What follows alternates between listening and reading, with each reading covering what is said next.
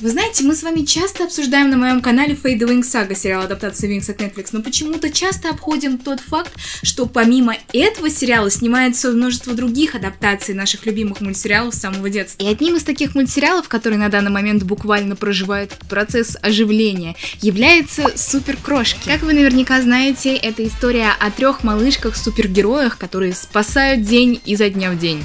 Какая-то какофония. И вот в 2021 году Суперкрошки должны были появиться в обличии живых, уже взрослых девушек, но что-то пошло не так. Слили сценарий, пилотный показ не удался, одна из актрис, которая исполняет одну из главных ролей, вообще отказалась сниматься дальше, и, видимо, проект ждет повторная съемка. Что же такое происходит с этим проектом? Сейчас разберемся во всем вместе, ну а вы пока не забудьте подписаться на меня, включить все уведомления. Пожалуйста, поставьте лайк авансом, ведь я очень старалась. Надеюсь, вы уже максимально удобно расположились, ведь ближайшее время пройдет просто незабываемо. Желаю вам чудесного просмотра, ну а пока я представлюсь. Всем привет, меня зовут Оля, но ты можешь называть меня Уна Фата, что означает... Добро пожаловать на мой канал. Вообще франшиза Powerpuff Girls существует еще с конца прошлого века, и не так давно мультсериал отмечал 20-летие. Да, время бежит, но несмотря на это, мультсериал все еще живой, по нему выходит множество новинок, от мерча до новых телевизионных форматов, и не только телевизионных. Впервые на экранах телевизоров мультсериал появился в 1998 году. Поднимите руки, кто в тот год еще даже не родился. Оригинальная идея истории о крутых девчонках, созданных профессором Утониумом с помощью Sugar, Spice and Everything Nice, и случайно добавленного вещества X принадлежит Крейгу Макракену. Изначально мультсериал выходил под руководством Ханна-Барбара, но со временем вся студия перешла в руки Cartoon Network, и до сих пор франшиза принадлежит именно им. Каких только изменений не пережил этот мультсериал за свою жизнь. Перезапуск, аниме, ну а теперь мир замер в ожидании лайв-экшен. Шумихи вокруг будущего сериала много. От неудачных нарядов до самой идеи лайв-экшена. Фанаты просто требуют убрать руки от их детства и придумать уже что-то свое оригинальное. Ну и самая большая проблема заключается в том, что автор оригинального мультсериала, Крейг, никаким образом не вовлечен в съемку этого сериала. Ни идейно, ни финансово, что очень грустно. Сериал создается по заказу американского телеканала CW, и они заказали пока только пилот. Можно сказать, такой нулевой сезон, нулевая серия. Но уже даже с этим пилотом возникли большие проблемы, из-за чего всей команде придется полностью переснимать то, что они уже успели сделать.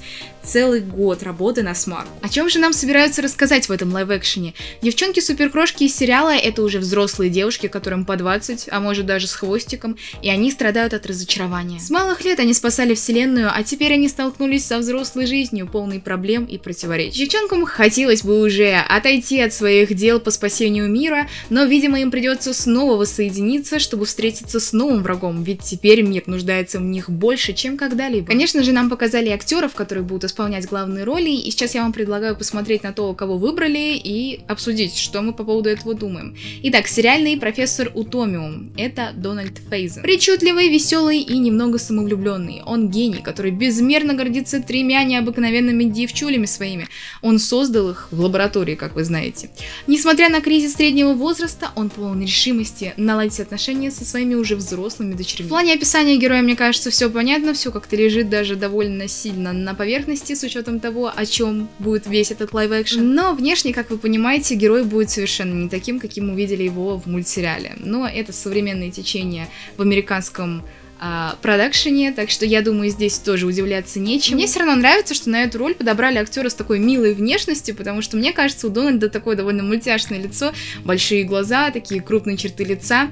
В общем, в этом плане классно. Главное, в конце концов, чтобы сыграл хорошо. Интересно, что в английской версии этого сериала рассказчиком станет Том Кенни, который на самом деле был рассказчиком и в оригинальном мультсериале. Том на самом деле больше знаменит своей ролью Спанч Боба. Да, именно его голос можно услышать в английской озвучке этого героя. В оригинале Суперкрошек он также озвучивал и мэра, конечно, в английской версии, но кто сыграет эту роль, здесь так и непонятно пока. Говоря о мэре города, его правую руку Сару Беллум сыграет Робин Лайвли. Да, это та самая прекрасная женщина, чье лицо мы фактически не видели в мультсериале. Она делала все за мэра, что он сам не мог сделать, то есть просто, в принципе, все. В сериале она появится как милая, остроумная женщина-карьеристка, у которой сложная романтическая история с Дрейком, отцом крошек. По-видимому, она будет хорошим другом суперкрошек, ведь с самого детства они хорошо ладили. Интересно, посмотрите на главного злодея мультсериала. В сериале Моджо Джоджо сыграет Николас Падани. Честно вам скажу, конечно, он слишком симпатичный и молодой для такой роли, мне кажется. В детстве он был занудным, властолюбивым, он был очень зол как на суперкрошек, так и на их отца, но со временем фактически ничего не изменилось, и свою сладость и слабость он находит в постоянных битвах. Мне на самом деле очень интересно, как они будут выходить из этой ситуации, потому что, по сути, из человека надо будет сделать обезьян. Интересно, они реально будут его красить в зеленый? Или они как-то все-таки, типа, сделают вид, что, ну, он человек, или, типа, он эволюционировал. И, наконец-то, мы переходим к самому интересному, к суперкрошкам. Баттеркап, или Пестика, как у нас ее перевели, будет играть Яна Перо. Более чувствительная, чем предполагает ее суровая внешность, Пестик провела свою взрослую жизнь, пытаясь избавиться от своей личности суперкрошки и жить анонимной жизнью. Но, видимо, это ненадолго. Для Яны это будет экранный дебют. До этого она была актрисой Бродвея, выступала в мюзиклах с большой театральной сцены, ну а теперь мы ее наконец-то увидим в сериале. Мне вообще очень нравится эта девчонка, и мне кажется, она просто шикарно подходит для этой роли. Наверное, если бы я представляла Пестика в жизни, именно так бы она и выглядела. Но мне все-таки непонятно, как в результате девчуля будет выглядеть в мультсериале, потому что на постере она с супер короткой стрижкой, которая мне безумно просто нравится, а с фотографией со съемочного процесса у нее более длинные волосы. И на самом деле и то ей безумно идет, но если говорить именно в контексте этого персонажа, все-таки супер короткие волосы, мне кажется, были бы здесь более такими экстравагантными и классными. Напишите в комментариях, что вы думаете, но мне кажется, Яна просто потрясающая для этой роли.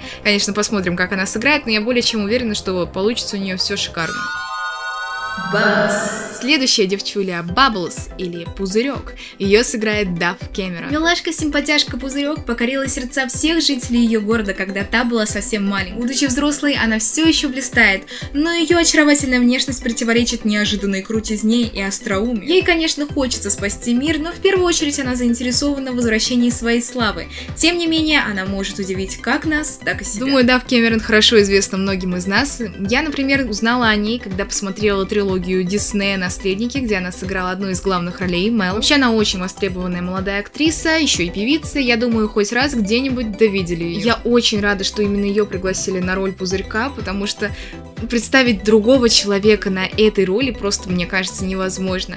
Как от Дав, так и от Пузырька исходит такой классный вайб стопроцентной блондинки, в хорошем, конечно же, смысле. В общем, я думаю, вы сами все видите. Можете, конечно же, также оценить подбор этого персонажа в комментариях. Ну а мы движемся дальше. Одну из главных ролей и неофициального лидера команды, Блоссом или Цветочек, должна была сыграть Хлоя Беннет. Несмотря на то, что она всегда была энергичной, сознательной, маленькой мисс идеальной девчулей, имеющей, на секундочку, несколько высших образований, Цветочек поддалась своей детской травме супергероини, из-за чего она чувствует себя беспокойно и замкнуто. И теперь она снова хочет стать лидером, но уже в изменившихся условиях. Вообще, Хлоя очень классно выглядела в этом амплуа. Если смотреть все-таки не на постер, а на фотографии с места съемок, вообще очень классно влилась в эту роль. Но, к сожалению, актриса не сможет принять участие в повторных съемках, именно из-за того, что придется повторно переснимать. Она не смогла подстроиться, ее график уже был занят другим проектом, и из-за этого она приняла решение покинуть этот сериал. Но, в принципе, это было ожидаемо. Хлоя очень молодая, очень востребованная актриса, и, конечно же, ее график не был готов к тому, что что-то придется переделывать. И вообще, Хлоя очень популярная, и я видела множество комментариев фанатов, которые ждали этого сериала именно, чтобы увидеть Хлою в этой роли. И каково же будет их разочарование. Вообще, не так давно Хлоя и Дав участвовали вместе в съемках сериала «Агент Щит», и там они были друг другу противниками. А тут, в сериале «Суперкрошки», они должны были стать подружечками, но воссоединение так и не случилось. Ну и теперь команда ищет новую актрису на роль Цветочка. Говорят, что прослушивание начнется буквально в сентябре. Девчонки, скорее записываемся на прослушивание. А это значит, что пилотную серию мы уже не увидим, наверное, в этом году. А жаль, потому что изначально вроде обещали, что пилотную серию мы увидим вот буквально осенью 2021 года. Почему же пошли на такие жертвы и решили переснять целый пилот? Произошло это по инициативе самого генерального директора телеканала CW, по заказу которого и снимается этот сериал. Сам Кен Дир сказал, что сериал получился too campy, И я долго пыталась догадаться, что это означает, потому что по разным значениям это может быть что угодно, от извращенного до слишком наивного. Скорее всего, здесь имелось в виду, что сериал получился слишком отвлеченным от реальности, слишком нереалистичным по сравнению с тем, как они его представляли изначально. И было бы все-таки интересно посмотреть, что же было в сценарии этого пилота. А вообще-то можно посмотреть, потому что сценарий этого пилота слили все. Много я читать не стала, потому что побоялась спойлеров. Конечно, я понимаю, что они перерабатывать сценарий будут, я думаю, не настолько, чтобы прям полностью менять.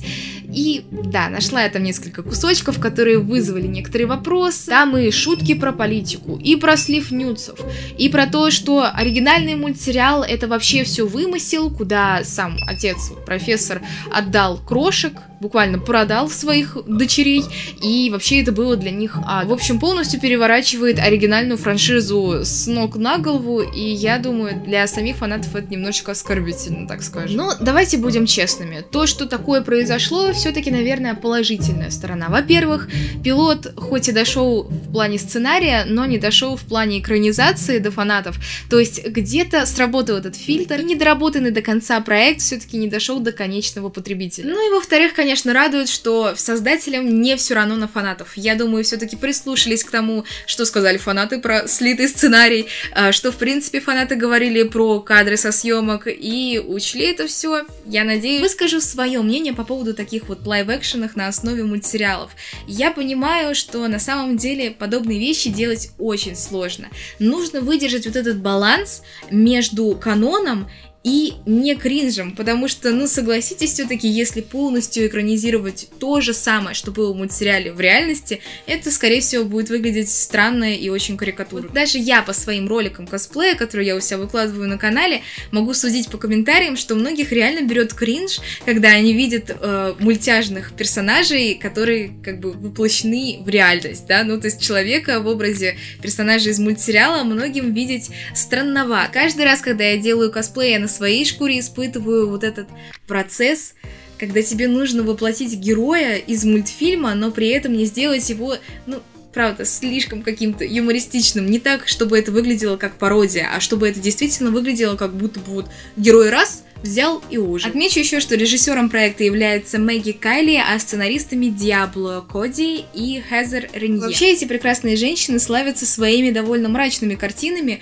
Вот только у Диабло Коди я нашла некоторые проекты, которые, ну, хоть как-то атмосферой напоминают то, что, скорее всего, ожидаешь от Суперкрош. Ну а продюсером всего действа является Warner Bros. Television. В общем, деньги есть. Как бы то ни было, приятно видеть, что мультсериал, который прошел большую историю, до сих пор живет, что над созданием лайв-экшена действительно стараются, и стараются настолько, что готовы переделывать что-то. Как по мне, это говорит об ответственности автора. И скажу вам честно, кадры со съемочных площадок первого варианта пилота на самом деле выглядели довольно неплохо. Приятно видеть, что сериал все-таки не лишили вот этой магии, которая присутствовала и в оригинальном мультсериале. То есть девчонки также умеют летать, у них также есть суперспособности, и они не стали слишком приземленными. Они как были такими яркими, особенными, уникальными, так и остались. И я надеюсь, что во второй версии пилота все будет еще круче, чем было в первой. Ну что же, рассказывайте в комментариях, что вы думаете по поводу этого сериала, нравился ли вам оригинальный мультсериал, вообще смотрели ли вы его,